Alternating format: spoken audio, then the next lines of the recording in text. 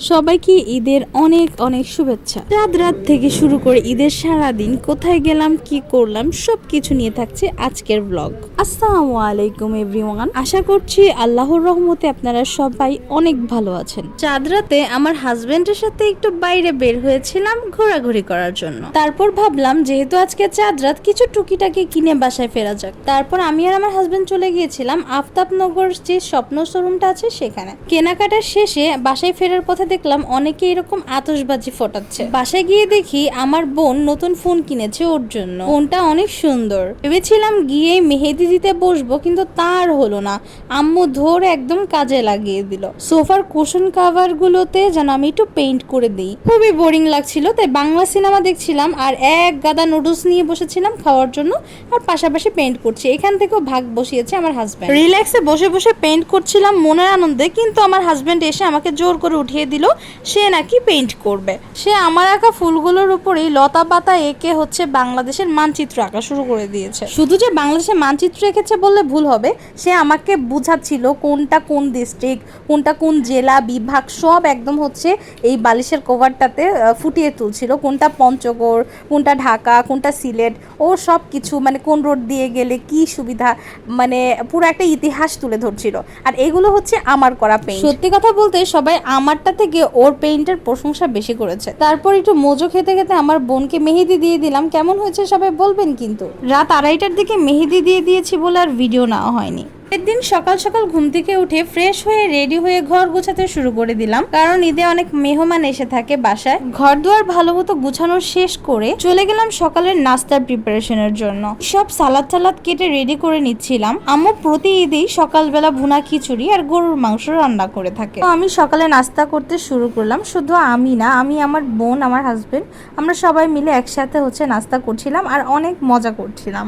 ঈদের দিন সকালে আম্মুর হাতের এই ভুনা খিচুড়ি আর গরুর মাংস না খেলে ঈদের সকাল মনেই হয় না। খাওয়া দাওয়া শেষ করে আম্মুর হাতের রান্না পায়েস খেলাম। ওই দিক দিয়ে আমার একলতা সিস্টার সাজুগুজু শুরু করে দিয়েছে। ওই সময় আমাদের প্রতিবেশী আন্টি এসেছিল বাসায় বেড়ানোর জন্য। এই আন্টির একটা ছোট্ট কিউট বেবি আছে, ওর নাম হচ্ছে ইয়ামিন। ও কিন্তু অনেক সুইট দেখতে। এবার দেখি আম্মু কি করছে। রান্না করতেছে। কি করতেছে আম্মু? রোস্ট রান্না করতেছে।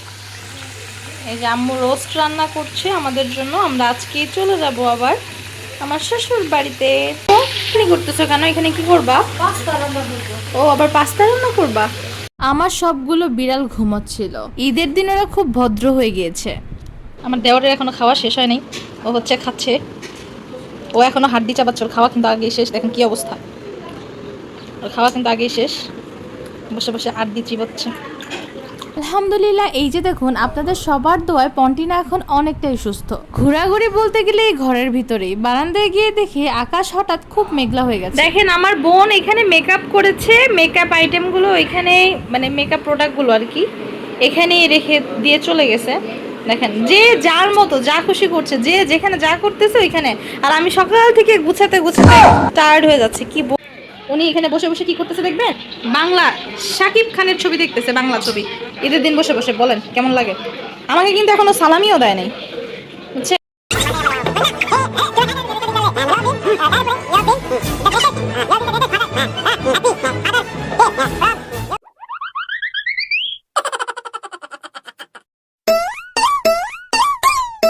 অবশেষে ও কিন্তু আমাকে সালামি ঠিকই দিয়েছে। মাশাআল্লাহ, আমার হাজবেন্ড আমাকে অনেক ভালোবাসে। অত ঈদের মতো এবার আবার এত ঘুরায়নি, সঙ্গে সঙ্গে সালামিটা দিয়ে দিয়েছে। আমাদের এই পর্ব শেষ করতে না করতে দেখলাম বাহিরে প্রচুর বৃষ্টি শুরু হয়ে গেছে। বৃষ্টির ভিতর ঘুম ভালো হয়, তাই ভাবলাম কাজ আর কি, তাহলে ঘুমিয়ে পড়ি। তারপরে ঘুমালাম। ঘুম থেকে উঠে দেখি বৃষ্টি তো নেই, বাইরে অনেক রোদ। এসব দেখতে দেখতে আমার একটু ক্ষুধাও লেগেছিল। দেখলাম আম্মুর পাস্তা রান্না শেষ, তাই আম্মুকে বললাম পাস্তা দেওয়ার জন্য। তাই আমি অল্প করে হচ্ছে একটু পাস্তা নিয়ে খেলাম। একটু পরেই আমার মামাতো বোন, তার হাজবেন্ড, ওরা চলে আসবে। ওদেরকে দাওয়াত দেওয়া হয়েছে। তাছাড়া ঈদের দিন আমরা সবাই মিলে একসাথে এনজয় করি। এর মধ্যে আমরা আবার চলে যাব, আমি আমার হাজবেন্ড, আমরা হচ্ছে চলে যাব আমার শ্বশুর বাড়ি গ্রামে। পুরের খাবারের জন্য সব রেডি করছিলাম। এর মধ্যে আরফামণি, মানে হচ্ছে আমার ভাগ্নি বোন, সবাই চলে আসলো। আশাকে আমার মামাতো বোন সালামিও দিয়েছিল। আরফার জন্য সবাই মাশাআল্লাহ বলবেন। হচ্ছে আমার বড় সালামি দে। কেউ বলবে আমার দেখা যে ও আমার ছোট, ও কিন্তু আমার বড়। দেখেন লম্বা, হাইটেও বড়, বয়সেও বড়, ও কিন্তু আমার বড় বোন। এরপর সবাই বসে একসাথে অনেক আড্ডা দিচ্ছিলাম, গল্প করছিলাম। এর মধ্যে আরফার মনটা অনেক খারাপ হয়ে গিয়েছে, ও অনেক কান্না করছিল। আমি ওদেরকে প্রথমে পায়েস খেতে দিলাম। তারপর এখন আমরা সবাই মিলে একসাথে লাঞ্চ করব। দুপুরের আম্মু রান্না করেছিল মুরগির রোস্ট, গরুর মাংস তো অবশ্যই থাকবে, গরুর মাংস, পোলাও। আমরা সবাই মিলে একসাথে লাঞ্চ করছিলাম, অনেক গল্প করছিলাম। পরিবারের মেম্বাররা সবাই যখন এক হয়, একসাথে আড্ডা দেওয়া হয়, বিশেষ করে কাজিনরা সবাই মিলে খাওয়া দাওয়া করা হয়, সেটার আনন্দ অনুভূতিটা কাউকে এক্সপ্লেইন করে বোঝানো সম্ভব না। এর মধ্যে আরফা মনির আঙ্কেল, দ্যাট মিনস আমার হাজবেন্ড, আরফাকে সালামি দিয়েছিল। সেই টাকা নিয়ে ও তো মহা খুশি, ও তো আনন্দে নাচতেছিল রীতিমতো, আর আমরা সবাই মিলে ওর সাথে মজা করছিলাম। এরই মধ্যে আমি একদম রেডি হয়ে গিয়েছিলাম গ্রামের উদ্দেশ্যে রওনা দেওয়ার জন্য। বাই দ্য ওয়ে, যাওয়ার আগে কিন্তু আমি সবাইকে সালামি দিয়ে গিয়েছিলাম।